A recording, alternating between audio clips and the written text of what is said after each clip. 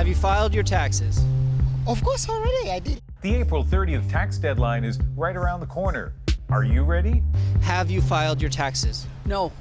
If you're not looking forward to it, you're not alone. A lot of Canadians have troubles filing their taxes. It feels really complicated, it feels very stressful. But it doesn't have to be. Our tax expert will help you minimize the pain and maximize the gain this year.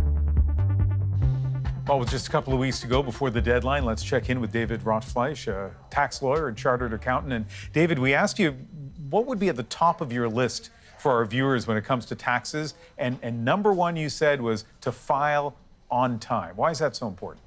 The reason it's so important, and the reason why we tell clients, we tell taxpayers, we tell everybody on taxpage.com that if you don't file your return on time, you've incurred an immediate 10% penalty for nothing. Because eventually you are going to file your return or you're going to go to jail. So you're going to file the return, why not file it on time? Okay, you can't afford to pay. I understand, it's a problem. You may have cash flow later on, you may not have cash flow later on, but regardless, if you file the return by April 30th, you avoid that immediate 10% penalty. What happens if you don't owe taxes? Well, then you probably get a refund, so you might as well file as well. And if you don't file it by April 30th, you're going to forget about it. You know, who thinks about filing tax returns on July 15th? Yes. So file your return, April 30th. Okay. Number two on your list is dealing with medical expenses. What's your short bit of advice on that? So Einstein famously said the hardest thing in the world, or the most difficult thing in the world to understand, is the income tax. Medical expenses goes into that category. So you'd think it's very straightforward. However, the way you can claim medical expenses is for any 12-month period ending in the calendar year. So you could claim medical expenses for January 2nd, 2022 to January 1st, 2023. Is that the most advantageous claim to make, or is it a claim from mid-2022 to mid-2023? Also, should you claim it? Should your spouse claim it? How do you go about claiming it? So these are calculations that, on the face of it, are somewhat complex. It's not just a question of let's accumulate them all in a box and claim them all. You have to time when you're claiming your expenses. There are also expenses that you might not think of. For example, if you have to travel more than 40 kilometers for medical treatment, that's deductible. If you had to renovate your house to make it more accessible because you have a disability, that's a deductible expense.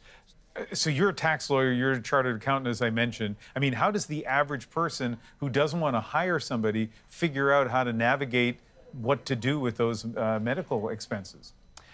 So if you are the average person and you have minimal expenses, you probably fake it. But if you have any substantive amount of medical expenses, and also there is a floor 3% of net income before you can even claim your medical expenses, it probably is cost justified to retain an accountant to do these calculations for you.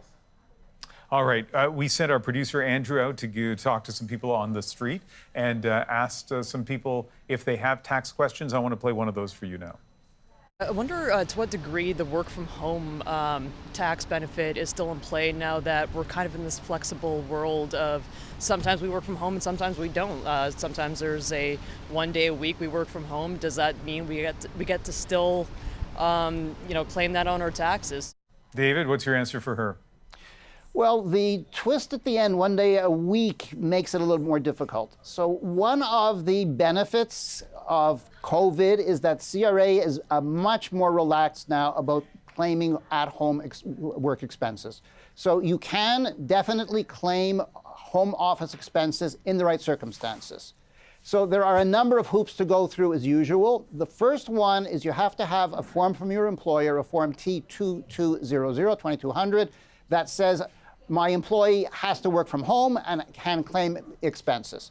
Once you have that, if you work a minimal or if you work a prescribed amount of time from home, then you get to claim those expenses. And in order to claim those expenses, you have to file a form T777, so T777 form, and you have to do the calculation of what your expenses are, and then you get to claim them. And those are pre-COVID rules. So the T2200, the T777 are all pre-COVID rules. So we're back to the rules from before, except that CRA now accepts that taxpayers will sometimes do a joint, sometimes home, sometimes office type of arrangement. It's a lot more common, it's a lot more accepted now, whereas before COVID, it wasn't heard of. I want to squeeze in 2 more questions in less than a minute, so you need to work with me on this, David. I'm sure you will. RRSPs, I assume the advice continues to be max out if you possibly can?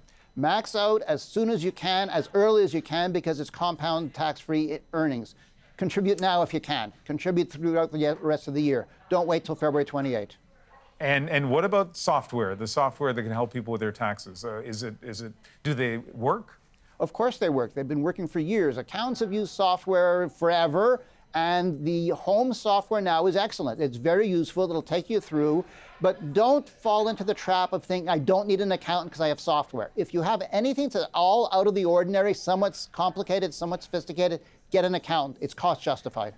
And back to number 1, file on time. David Rotfleisch. File by April 30th. Thank you very much for your advice. My pleasure, Ian.